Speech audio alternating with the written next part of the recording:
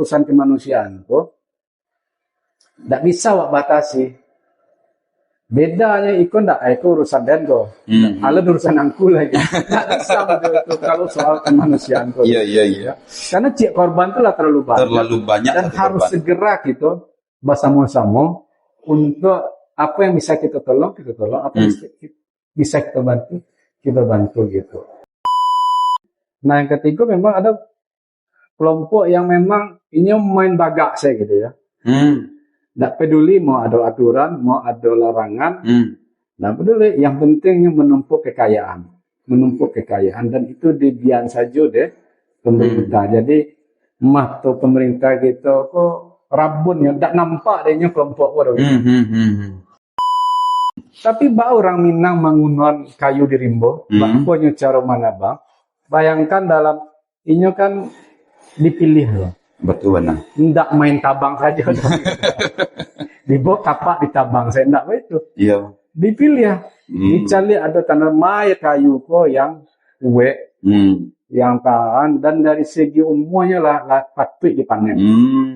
Sehingga kayu itu bisa tahannya lintas generasi. Jadi rumah gadang yang dibangun di orang Minang itu, sebatang kayunya tabang, itu manfaatnya bisa dirasakan lintas generasi.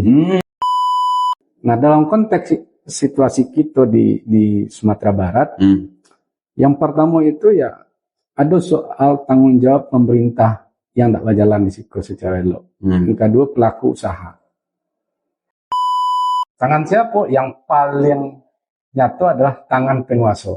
Bersama pelaku-pelaku yang memang usahanya itu kalau pandangan Walhi itu rakus ruang. Rakus ruang.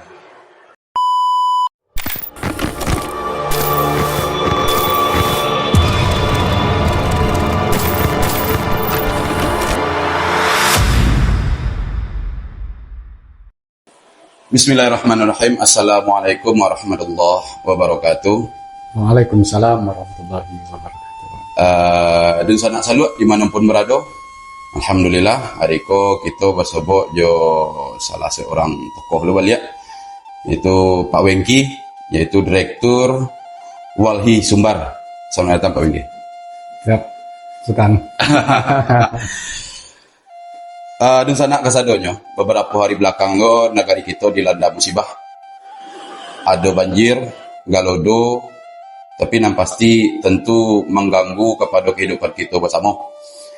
Termasuk di situ terjadinya gangguan terhadap kehidupan, makan, bahkan kehilangan nyawa sangat banyak.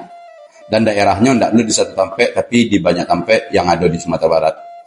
Hal itu tidak mungkin kita diamkan. Tentu kita akan cari akar masalah dan hendaknya solusi ke depannya. Supaya permasalahan yang terjadi kini kok tidak terulang di kemudian hari. Amin. Dan juga bersama kita Walhi tentu mempunyai data, tentu mempunyai cerita lain dari musibah kok. Kalau secara umum kita mencari musibah kok hanya air yang tiba saja, jumlah hujan yang banyak. Tapi apakah benar seperti itu? Mari kita pertanyakan dan kita cari kejelasannya dari sudut pandang Walhi. Pak Wengki. Ya, Sultan. Ada pertanyaan mendasar. Apakah musibah yang kini terjadi kok? Dia hujan atau dia apa? Apa pandangan Walhi gini tuh Pak Wengki? Yo, Pak Kecik Sultan ya kan. Kalau cewang di langit, tanda kapannya? Iya. Bak dulu tanda hujan. Itu. Kejadian model kini apa sebenarnya? Memang satu sisi nyata ada hujannya yo abe gitu kan. Tapi kan hujanku dari dulu ada hujan memang. Betul. Kan gitu. Iya. Dan paneh ada paneh gitu. Nah, kalau dari pandangan Walhi memang alam kita di Minangkabau memang lama ya, tanda-tanda sejak lama. Jadi kalau kita lihat kejadian banjir bandang, longsor, semakin lama semakin banyak terjadi tiap tahun dan semakin luas dampaknya. Nah, artinya ada krisis di alam gitu. Dan krisis pun tidak pernah dipulihkan. Menumpuk dari tahun ke tahun. Nah, itulah yang kemudian dalam pandangan Walhi menumpuk krisis lingkungan tuh, sehingga satu titiknya terjadi bencana banjir bandang, longsor, atau kalau di daerah tepi pantainya ada abrasi gitu. Nah, maka itu bukan bencana alam sebenarnya, meskipun terjadinya di alam, tapi lebih ke bencana ekologis. Bencana yang memang terjadi gara-gara ulah tangan. Tangan siapa? Yang paling nyata adalah tangan penguasa. Bersama pelaku-pelaku yang memang usahanya itu kalau pandangan Walhi itu rakus ruang. Rakus ruang. Rakus ruang. Contoh umpamanya perkebunan monokultur sejenis seperti sawit. Kalau dari data Walhi, saya indah dari tahun 90 sampai 2004 balik. Yang dulunya rimbo, hutan kecil, hutan ya atau rimbo kalau kata kita di Minang, lebih dari 2 kali luas kota Padang. Itu dulunya hutan, kemudian berubah menjadi hamparan kebun sawit. Lebih dari 158.000 hektar yang dulunya rimbo atau hutan, kemudian diubah menjadi hamparan perkebunan kelapa sawit di perusahaan-perusahaan skala besar. Tentu bayangkan kalau 2 kali luas kota Padang, hutan hilang, artinya ada fungsi lingkungan yang biasa kita dapat dari hutan menjadi hilang. Baik sebagai sumber penghidupan, penata air, pengatur air gitu kan, termasuk ekosistem lain yang penting untuk menjaga lingkungan gitu. Nah, maka belum lagi hutan-hutan yang dibuka untuk tambang, yang kemudian kayunya diambil dalam skala yang luas. Nah, alam itu lagi tanda-tanda banjir seketek, tapi makin lama makin banyak dampaknya, makin parah, dan mulai menjalar dari satu kabupaten ke kabupaten lainnya. Nah, sebelum kejadian 2025 umpamanya kan, sebelum kan di daerah kita di Pasisia, kan parah juga tuh. Ada 3 kan kesimpulan dari pemerintah. 1, illegal logging, artinya rimbo ditabang kayunya secara ilegal dan skalanya luas. 2, tambang ilegal. Yang 3, penyalahgunaan konsep tata ruang. Tunggu dulu Pak Wengke. Kira apa itu? Berarti dari pandangan Walhi, bahkan ada tadi data lah dinampakkan sakete di awal bahwa iko bukan hanya sekedar jumlah air hujan nan banyak. Bukan ya. Jadi memang iko ko ada sebab dikarenakan tangan manusia. Ya. Jadi manusia ko kini pakai cek tadi rakus ruang. Yang kemudian mungkin secara sistem seharusnya peruntukannya cie, kemudian ngambil 5. Karena yang ampe seharusnya kok untuk ruang yang lain, kemudian diambil dari manusia ko juga. Ya. Seperti tadi ke Pak Wengki ada tambang, penembang hutan, kabun sawit ya. Kabun sawit go, nah itu kan permasalahan kok kecil orang kan sawit kan batang juga gua. Tapi ada kece Pak Wengki tadi kok mono. Iya. Satu jenis enggak? Satu jenis. Oke. Berarti tahap awal lah bisa kita cari bahwa Walhi tegas mengecekkan bahwa iko bukan hanya karena hujan. Bukan hanya karena hujan. Tapi karena orang juga. Ya, hujan itu kan kemudian hanya memicu ya. Tapi akarnya, penyebab utamanya tidak hujan. Lingkungan yang krisisnya lah menumpuk. Nah, jadi ketika hujan tiba dalam jumlah yang banyak, tinggal melaluan kali yang larat tak sih. Oh, mengalir rata barang itu hujan ya. Nah, karena nggak bisa hujan terjadi banjir, longsor, nggak bisa kita cari hujanan kini. Tapi mesti kita cari apa yang terjadi di tanah itu, di tanah Minang, 5 tahun ke belakang, 10 tahun ke belakang, sampai 30-40 tahun ke belakang. Jadi tidak bisa kita mencari satu peristiwa, kita cari yang terjadi kini. Bukan hari kosen. Bukan hari itu. Kata Sultan, alam tak kambang kan jadi guru. Betul bana. Nah, jadi kita cari apa yang terjadi di alam itu, sehingga menjadi iktibar, menjadi pembelajaran. Nah, kalau kita cari kan yang kita panen kan yang kita tanam. Apa yang ditanam selama itu yang kita panen hari ini. Nah, kalau bagi Islam gitu ya, mungkin juga bagi agama lain juga sama gitu. Kan juga diingin deh Tuhan, ya kan? Nyatu terjadi kehancuran ya, baik di darat maupun di lautan oleh ulah tangan manusia. Tapi perlu kita cek siapa manusianya. Nah, dalam konteks situasi kita di Sumatera Barat, yang pertama itu ya ada soal tanggung jawab pemerintah yang tidak berjalan di situ secara elok. Yang kedua, pelaku usaha. Memang ini bisa satu badan hukum bisa mengubah hutan dalam skala ratusan ribu, puluhan ribu hektar hutan hanya untuk badan hukum.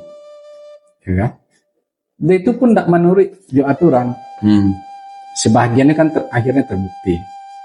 Maka Walhi umpama termasuk mengkritik ya, atau mungkin mengingatkan Gubernur Sumatera Barat bahwa jangan sampai kita menerima bantuan yang sebenarnya itu kewajiban juga dari pelaku usaha. Kan itu. Iya. Tapi mata dan lidah kebijakan itu menjadi kaku.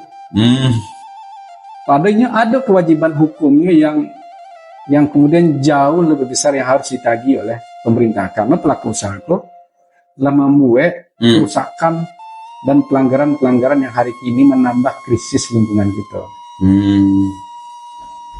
Nah. Tapi sebelum lanjut, ambo challenge kita. Kalau seperti itu,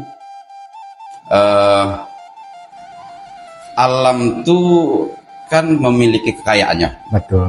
Ada di dalam yang terkandung di dalam alam, ada di atasnya seperti kayu tadi kan, ada mungkin sabitnya tambang tadi yang mungkin dalam bumi.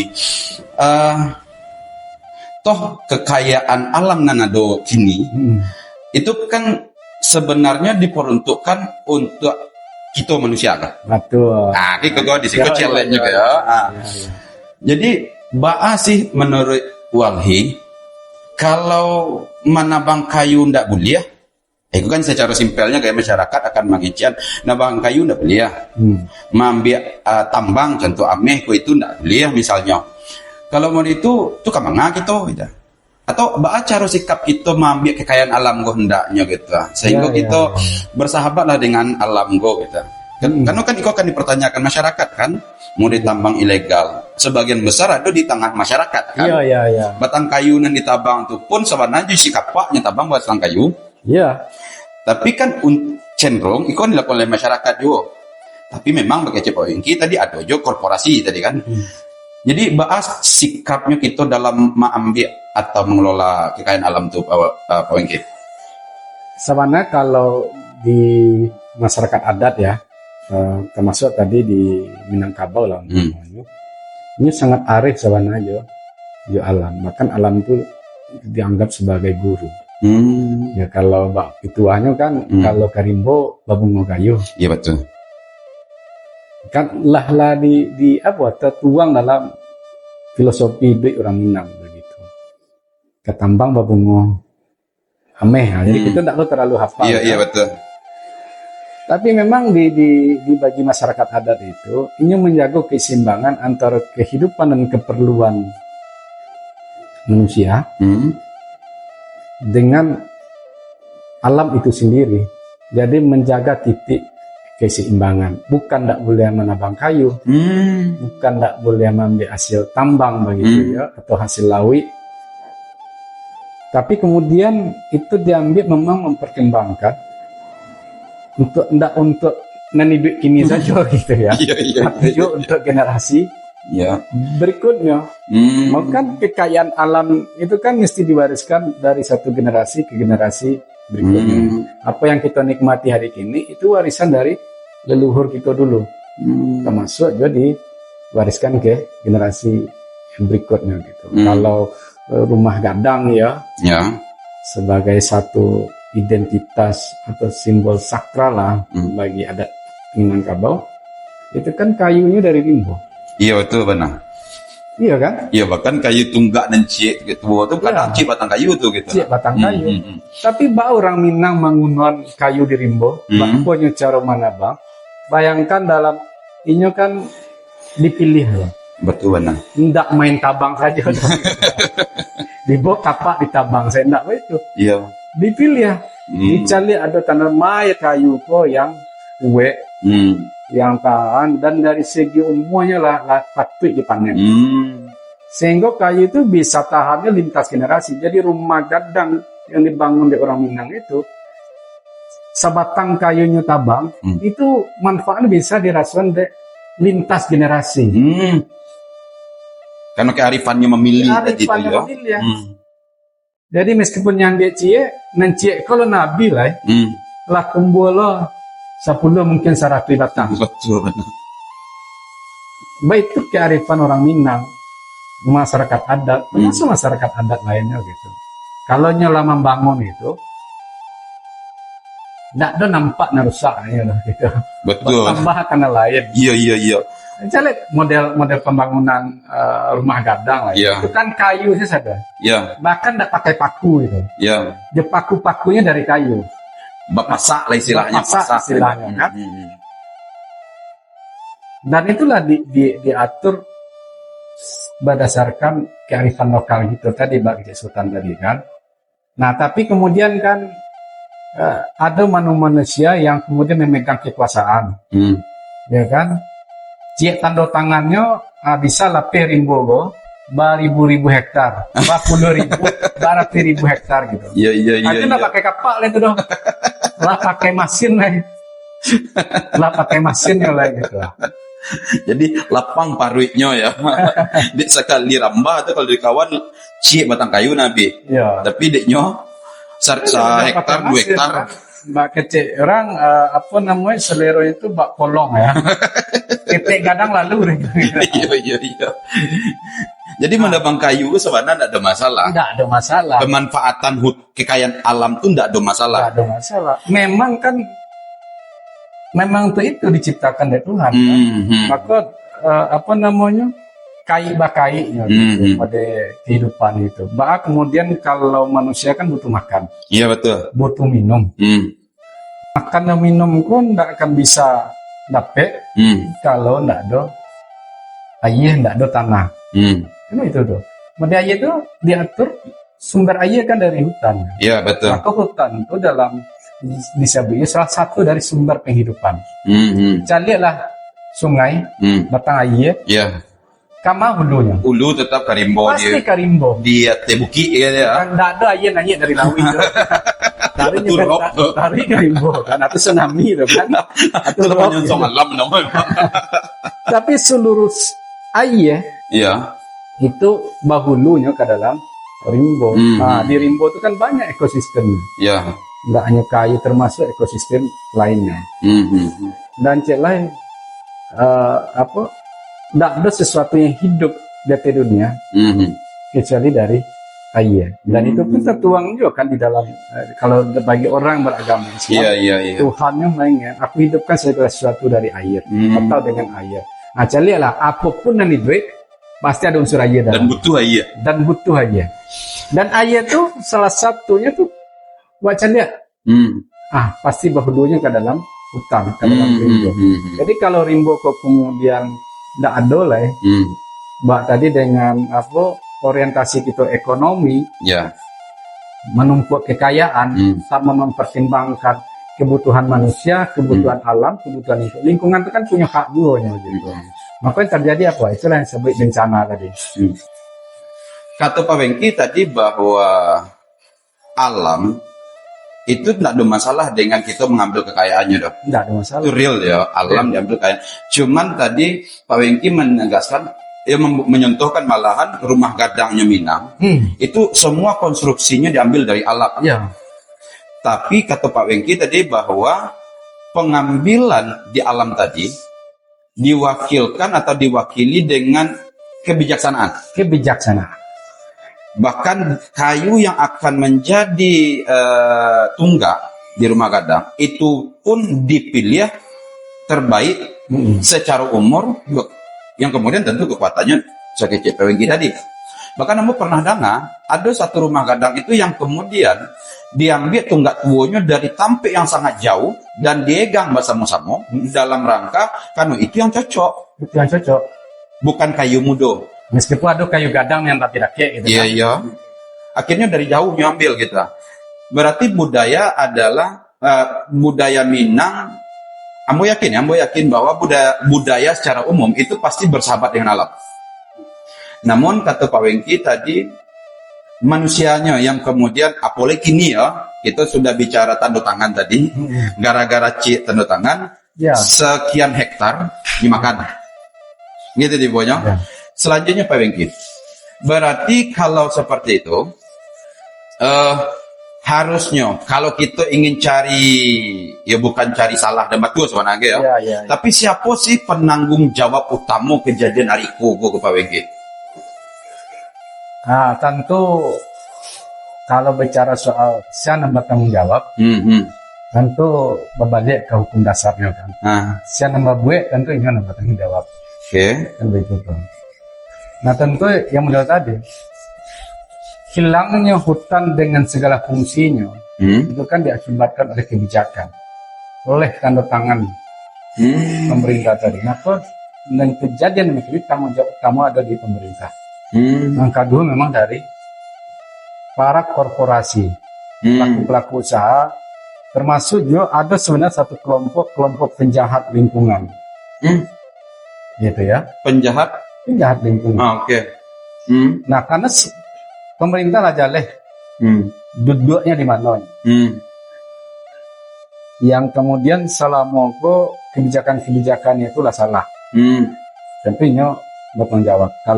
Kalau tiba di Minang, kalau nenek mama penghulu melanggar sumpah, kan ada akibat kayaknya. Betul. Lain lo dan nyebue gitu dan depan mulu atau dari datuk-datuk itu dan ini mama gitu kan berlaku hukumnya. Iya betul. Iya kan kate hendak tujuh gitu. Iya kate bawain hendak bawa kita ngapun digigit kumbang. Di pemerintah pun baik itu juga sebenarnya. Kalau lain hanya kerajaan dari sumpahnya memegang jabatan tentu berlaku juga tanggung jawab. Tiap pemimpin kan akan diminta bertanggung jawab. Betul benar. Dan kini kan mestinya bertanggung jawab atas kesalahan dan kegagalannya melindungi masyarakat. Nah kalau bakat punya kampanye kan, janji-janjinya, komitmennya, kan nama Tuhan, tidak hanya atas nama rakyat saja, dia akan melindungi, mensejahterakan dan seterusnya. Ini gagal di situ. Dan di kelompok pengusaha atau di korporasi, ini pun memanfaatkan alam itu juga secara melawan hukum. Tidak menurut aturan yang ada. Sebagian kan belakangan terbukti. 80 tahun menggunakan kekayaan tanah di Sumatera Barat dan mau hutan jadi kebun sawit, tapi rupanya dilakukan secara ilegal kalau mau. Itu tidak 1 hektar 2 hektar, tidak 10-20 hektar. 1000 hektar. Nah, tentu ini bertanggung jawab juga. Ada fungsi hutan yang model tadi itu yang hilang. Nah, yang ketiga memang ada kelompok yang memang ini main bagak saya gitu ya. Tidak peduli mau ada aturan, mau ada larangan. Tidak peduli. Yang pentingnya menumpuk kekayaan dan itu dibiarkan saja deh pemerintah. Jadi tuh pemerintah gitu kok rabun ya, tak nampak adanya kelompok baru. Maka kita cari nan jalan ditambang, kan gitu ya. Nan kuburan ditambang, nan hutan ditambang, nan sawah, ladang, segalonya ditambang kalau itu ada kekayaan alam di situ. Iya. Ndak jalannya ada dampaknya doh. Yang penting ambil dan terus ambil. Akhirnya memang ini mendapat PT ketika itu, tapi banyak orang yang tanyanya. Dan pun kalau batu lah tadi Mbak Kecil Sultan itu, yo apa kekayaan yang ada di alam pun untuk manusia di sekitar. Iya betul. Kita cari ya kalau ini tidak menurut aturan mengambil kekayaan alam itu, lama orang waktu kayu. Kalau hanya untuk paruiknya sen. Kan mestinya lama orang. Iya betul. Orang Sumatera Barat ke kayu. Ameh. Iya betul benar. Tahun-tahun mengambil. Ya, dari Sriwijaya. Ada abi gitu ya. Dari Sriwijaya loh. Ya, enggak abi-abi ameh kalau. Di Rimbo gitu juga. Karena perusahaan banyak juga. Tapi nenek duit itu tetap cuma melarai gitu kan. Itu kan fakta. Bisa kita cari di daerah yang amehnya banyak. Kayu keluarnya banyak. Perusahaannya banyak di situ. Baik ekonomi masyarakatnya. Faktanya tetap yuk. Dan itu di alasan kemiskinan. Itu dijadian alasan bulian yang ilegal kok. Dan salahku boleh di kerajaan. Dijual lah kemiskinan di situ. Maka kan pemerintah kecilnya balai ikut duit orang banyak untuk makan minum. Padahal itu salah. Kayak tambang ilegal umpama. Majelis Ulama Indonesia dia kan membuat fatwa. Tambang yang merusak lingkungan, memiskinkan masyarakat, tidak sesuai tata ruang, tidak berizin, itu ekonomi haram. Karena tidak mendatangkan maslahahnya dulu gitu. Tapi mudarat yang mendatangkan, sehingga ulama mesti membuat fatwa itu haram. Tapi kini kan sabuk lah di mah tambang ilegal kok. Dan kalau gubernur kita kan disabik buya aja, tapi iya, kepala peh aja gitu. Masyarakat terjebak dalam ekonomi yang haram gitu. Itu tidak jadi cangkuan, tidak jadi sikop begitu ya. Iya. Kalau dia tulang saja itu mungkin akan salah. Itu yang kearifan lokal tadi sama kayak Manabang Kayu. Kalau orang Minang, orang Adai, kalau mencari penghidupan, dan alamku tidak akan rusak. Ini bahasa sahabat, alamku pun jadi guru. Yang jago loh ya. Kan? Yang jago. Tapi kan ada juga yang kemudian, yang cangkuannya beda. Ya dia mau ditunya cuma agak gadang cangkuan dekat beda cangkuannya gitu ya.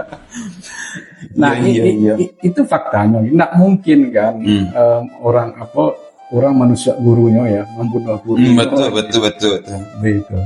Tapi gara-gara tadi ada mato kebijakan ko yang nakabwa karena ketidakmampuannya, dia nyepason juga gitu ya. Akhirnya lingkungan rusak, masyarakat menjadi korban, dan pemerintah pun repot adanya. Akhirnya Modeko contoh Modeko contohnya. Kan tidak hanya kemudian masyarakat yang jadi korban, tidak hanya lingkungan yang hancur, aja pemerintah pun kan akhirnya ini pun bingung jadinya. Kemana kok? Repot gitu ya. Jadi sagalonya seluruh komponen kok akhirnya menjadi korban. Dan kayu tetap juga kayu bertambah kayu. Jadi ada kalau ibaratnya orang awak menabuang seketek kumpulan titik bangun rumah sekolah anak, ya kan. Tapi ada satu kejadian krisis lingkungan yang biar lama-lama tidak pernah dipulihan, tidak hilang seketika gitu. Semalam hujan, apa yang telah dibangun 20 tahun itu lenyap nih, hancur nih gitu. Karena gara-gara salahnya kebijakan. Ada ketidakadilan di situ. Ada kemudian sistem pengurusan dan tata kelola sumber daya alam kita yang selama orientasi kita itu selalu pitih gitu. Tapi tidak mempertimbangkan baak keberlanjutan. Maka seakan investasi itu memang solusi. Tapi mesti kita cari solusi kok palsu atau nyata. Ya kalau solusinya untuk dapat kanyang parit ini, tapi 10 hari setahun siap kelaparan, apa gunanya sehari kok kan? Betul. Nah, itu yang kita masih tadi ada tanda-tanda yang lagi hadir di alam kita gitu. Tapi tidak pernah kita bijak soal kejadian itu. Maka ambo potong Pak Bingki. Berarti iko sebenarnya adalah tahap di mana pemerintah sebagai lah kita tunjuk ya, kita pilih ya, dengan janji yang lah mereka ikut siapapun pemerintahnya, karena memang ditunjuk oleh perwakilan suara rakyat lah. Suara rakyat. Itulah memilih. Memilih mungkin karena janjiannya sampaikan segala halnya gitu. Intinya mereka adalah orang yang hari itu menjadi perwakilan kita, mengarahkan kita seharusnya kepada kemaslahatan lebih kadang. Tapi sayangnya banyak kebijakan-kebijakan yang tidak berpihak sehingga merusak alam. Sehingga akhirnya inyo sendiri pun sebagai pemerintah hari kok kebingungan juga. Dalam rangkanya mendapatkan keuntungan ternyata buntung jadinya. Kok contoh gini ya, bahkan di saat kita pemerintah daerah sedang dipotong anggaran besar-besaran, musibah tiba.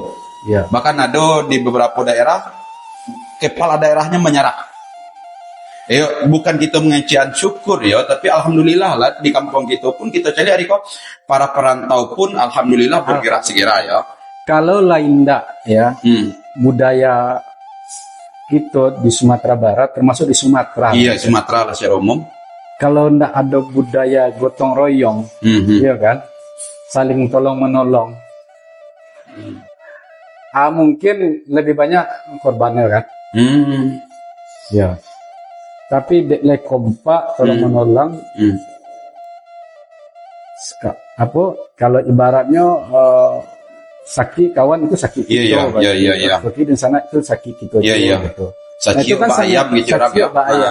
Sadar yang bawasi. Kan? Dan alhamdulillah proses pemulihan itu berjalan banyak dukungan nanti. Kalau lari kita berharap pemerintah saja tentu akan semakin kewalahan. Betul. Semakin banyak korban. Korban menjadi korban banyak karena tidak tertangani. Dan itu memang kan nyata terjadi karena lambeknya penanganan tadi. Meskipun pemerintah kita masih sanggup. Ada juga orang yang nolong atau dulu kami sih kalau talo kami dulunya aja. Itulah aku tolong misalnya. Pada dalam konteks kemanusiaan itu kan urusan semua manusia. Sana tidak boleh perlu kita batasi kalau ada pihak-pihak yang mau membantu, mau menolong. Kan tidak salah juga gitu. Bukan soal mampu dan mampu, tapi itu menjadi urusan setiap manusia gitu. Meskipun kita mampu, kalau ada kebaikan yang datang, mahal harus batasi. Karena satu korban itu lah terlalu banyak. Betul benar. Korban itu dah terlalu banyak begitu. Mungkin kalau ramai orang membantu, nan 10 di kerajaan Surang, mungkin nan 10 kok di kerajaan 20 orang, 200 orang, tentu akan lebih capek pulihnya. Nah itu juga kritikan terhadap pola penanganan kebencanaan di Sumatera gitu. Nah mestinya kan kita galang, karena itu jadi urusan basamo, kan itu urusan kemanusiaan, tentu itu bersama-sama di pasamuan begitu. Dan tunggu dulu, itu bukan pada tahap yang apa namanya? Itu tidak formal kok dok, ya tidak tetap formal. Memang kan ada aja bilik-biliknya, bilik gadang, tapi kalau soal urusan kemanusiaan kok tidak bisa batasi. Bedanya itu urusan dengo. Kalau urusan angku lagi. Nggak bisa itu kalau soal kemanusiaan. Iya. Karena korban itu lah terlalu banyak. Dan harus korban. Segera gitu bersama-sama untuk apa yang bisa kita tolong, apa yang bisa kita bantu gitu. Yang boleh kita tolak itu yang manggolong gitu. Kalau tidak ke manggolong, ayo harus kita tolak. Agak beda kalimatnya. Yolong, jangan manggolong ya. Tapi kalau orang nyelo dan itu akan membantu, sekecil apapun kontribusinya harus kita terima dan gitu ya. Mbak kecil orang awak tuh kan, tidak tampon je tangan, juniru tampon. Apa itu minang apa ya? Majan gitu. Iya. Tampung tepat tangan, juniru kami tampung. Itu kan artinya ada kebijaksanaan soal hubungan manusia dengan manusia diatur kearifan lokal oleh masyarakat adat ini. Nah kini jangankan jetapakannya joniru, justru kita tutup pintu kan. Nggak boleh masuk. Nggak boleh masuk. Mancigok tak boleh kalau kita. Jangan masuk lah ya. Mancigok saya tak boleh kan. Iya. Jadi gitulah Pak Wengki sebagai kesimpulan. Berarti kita hari ko sebenarnya tak mengurangi rasa berduka kayak itu tibuannya gitu. Bahwa hari ko kita sedang berduka, sedang dirundung musibah yang gadang, Tanah Minang gitu, Tanah Minang. Kami dari Salut sananya menawarkan dan mencoba membalik tadi ya, bahwa sebenarnya tidak ada masalah dengan alam gua ketika dimanfaatkan. Betul. Tidak ada masalah dia, tidak ada masalah. Tapi ketika parik ko lapang, ia masuk ke parik sadonyo gitu kan, tidak ada pewarisan, tidak ada nilai yang dijago. Maka di satu, ia parik lapang tadi itulah yang menghancurkannya jadinya kan. Tidak ada masalah dengan pengambilan batang kayu. Toh pakai Cipa Wengki tadi, rumah gadang Minang pun, rumah gadang itu terdiri dari struktur kayu. Dan itu bukan terjadi kini. Allah ribuan tahun mungkin kejadiannya. Tapi yang pasti bahwa kita mengatakan bahwa memanfaatkan alam itu boleh, tapi menghormati alam itu penting. Oke. Jadi itulah Pak Wengki sebenarnya tujuan kita tuh menceritakan Niko sebenarnya ingin mencari sagete. Tentu kita mulai Leo dengan proses yang ada. Toh penyihatan lah terjadi. Lah bergerak, bantuan tetap bergerak gitu. Bahkan daerah-daerah terisolir lah terjangkau hari itu gitu. Alhamdulillah. Tanpa mengurangi rasa duka kita ya sekali lagi. Bahwa hari ko ranah Minang sedang berduka. Kalau secara kecilnya Sumatera sedang berduka secara besarnya. Tapi iko duka yang ditimbulkan oleh tangan-tangan yang mungkin bukan patang. Tapi lah akumulasi tadi ya. Alah bansuan sejak dulunya rusak, kini kita terima kenyataannya. Karena alam tidak pernah juga ingin merusak siapapun di sekeliling alam tuh gitu ya. Oke lah Pak Wengki, itulah ujung cerita kita Riko. Mudah-mudahan ada manfaat untuk dan sanak kita yang menonton kita di bawahnya. Patah tumbuh hilang makan. Mudah-mudahan ada hikmah dan awak capek pulih, belajar dari pengalaman. Mudah-mudahan itu tidak terjadi di kemudian hari ini kan. Oke. Dan kepada dun sanak Salut dimanapun berada, kami dari Salut sekali lagi mengatakan tidak mengurangi segetek pun rasa duka yang kita miliki, namun duka kok tidak boleh berlarut. Kita harus bangkit bersama balik. Kita cek balik di mana kesalahan kita perbaiki sehingga kita bisa tahu ke depannya bagaimana. Karena satu hal yang harus kita ingat, alam tangkambang memang menjadi guru. Tapi pertanyaannya, alahkah guru itu yang kita hormati? Alahkah guru itu kita jago seperti kita menjago guru-guru yang selama kita lihat? Selama kita hanya mengambil ilmunya, kekayaannya, tapi alahkah kita hormati guru kita tuh? Karena selain menghormati, kita harus mewariskan guru kita kepada generasi selanjutnya. Kepada dun sanak Salut dimanapun berada, marilah kita bersama-sama menggalang bantuan. Kau ada pitih yang lebih, lebihkanlah pitihnya. Kau ada tenaga, lebihkan tenaga. Kau ada pemikiran pun, agilah pemikiran. Kalaupun tidak ada yang bisa diberikan, janganlah satu merusak. Maka kami dari Salut sekali lagi mengucapkan, mudah-mudahan segera kita pulih dari musibah. Amin. Dan kepada kita bersama, sekali lagi, jangan lupa, mari sebarkan cerita kepada bersama, mudah sampai kepada orang yang lebih ramai. Akhir kalam, kami dari Salut mengucapkan terima kasih. Pada Pak Wengki, terima kasih Pak Wengki. Ya, silakan. Assalamualaikum warahmatullahi wabarakatuh.